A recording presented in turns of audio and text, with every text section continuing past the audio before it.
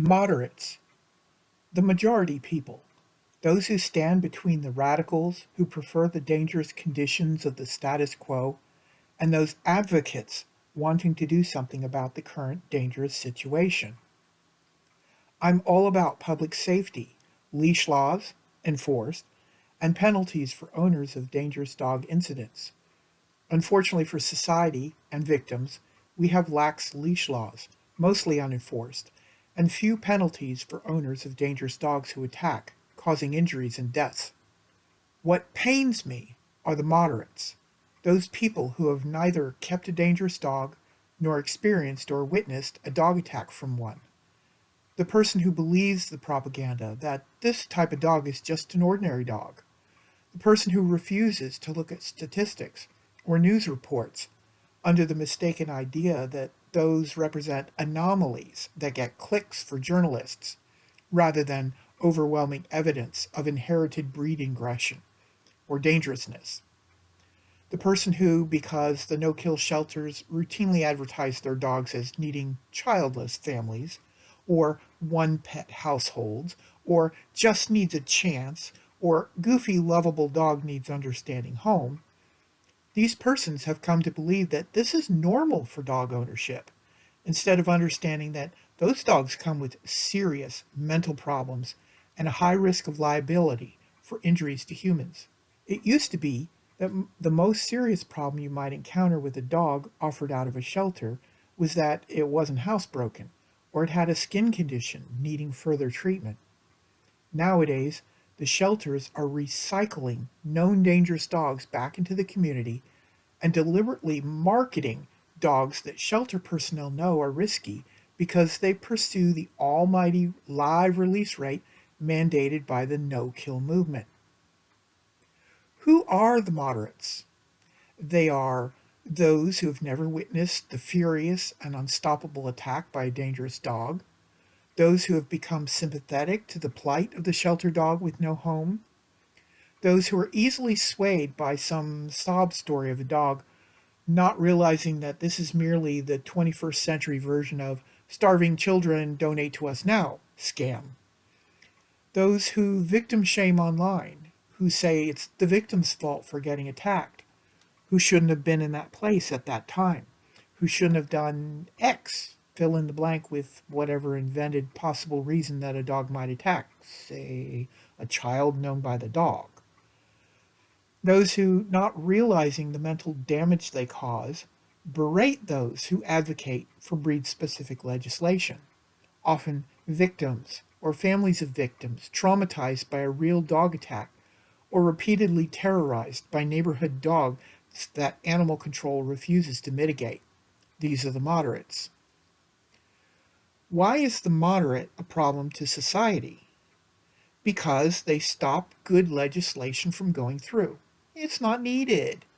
Because they inhibit victims from continuing their activism to work towards a better and safer world. Quit your belly aching, I'm tired of hearing it.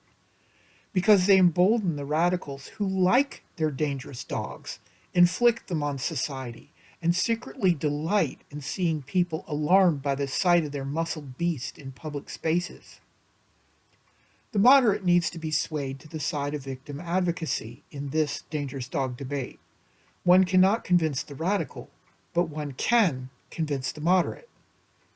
The radical's message of, it's the owner, not the dog, feeds into the moderate's idea that the problem is not as widespread as it is, so they can keep their heads down and not get involved.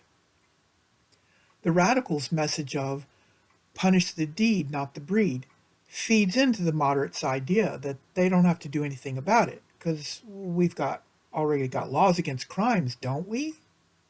But do we? There are insufficient laws and remedies for those victims of serious dog attacks. Each dog attack affects more than just one victim. Here's just one example. A little while ago, a Denver man was walking his dog in the morning before work. Two pit bulls came out from nowhere and attacked his dog, knocked him down, and then proceeded to maul him. Someone called off the dogs, and he crawled back to his home, wounded and bleeding. Weeks of hospitalization and surgeries, and he's back home but cannot work. One hand is completely bandaged, and he walks slowly and with a limp. His neighbors have mobilized to walk his dog for him and help him financially, since he can't do the work. The attacking dogs are in the shelter awaiting their fate, and the victim has sued the dog's owner. It is unlikely that he will get any compensation from the dog's owners unless they have homeowners or renters insurance with liability that covers dog bites. Even then, any settlement won't be enough to make him whole again. Denver just recently removed their over 30-year ban on pit bulls in the city. I don't know how long these dogs were present in Denver, nor do I know anything further about this incident. But this sort of attack plays out daily across the USA. And I want to repeat that. Daily, this happens. In most cases, the dog's owner may get a ticket for their dog being at large. That's a ticket, like a parking ticket, not a criminal charge. Rarely are there any criminal charges unless the dog's owner knew of the dog's aggression and dangerousness, that the dog had repeatedly attacked in the past, that the victim can prove the owner was negligent in some way, and then in most cases there are still zero laws on the books to charge such an owner with a criminal charge anyway. So the victims are left with suing in civil court. Well, good luck affording a lawyer to bring such a suit, and good luck in collecting anything from an already negligent dog owner. The radicals have recognized how easy it is to manipulate the moderate, to help them pass laws, to help their extremism. They have been able to pass laws forbidding municipalities from enacting laws to ban dangerous dogs by breed or type. They've used their knowledge of propaganda and the sympathies of moderates to get donations to fund their legal juggernaut. They've been going after the insurance industry to force them to unrecognize that some dog breeds are more dangerous than others.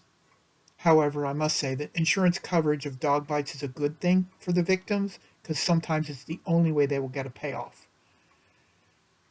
The radicals have been forcing public housing to stop, quote, discriminating, end quote, against some dog breeds, which frankly shouldn't be housed in apartments and definitely not in high density housing.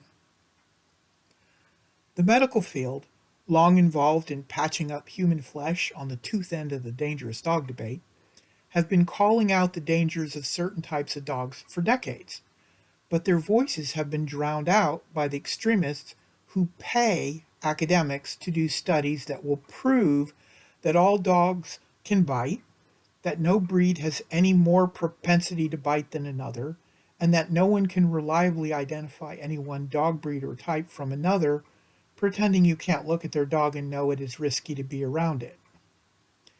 The message of the medical field is not whether a dog breed is inherently dangerous, but that they know from the state of victims' wounds that certain dog types shred, mutilate, destroy, eat, break, and kill more frequently than do other dog breeds. Whether it is genetic or learned behavior is irrelevant to public safety. The statistics tell you that certain dog types are more dangerous for society than the others.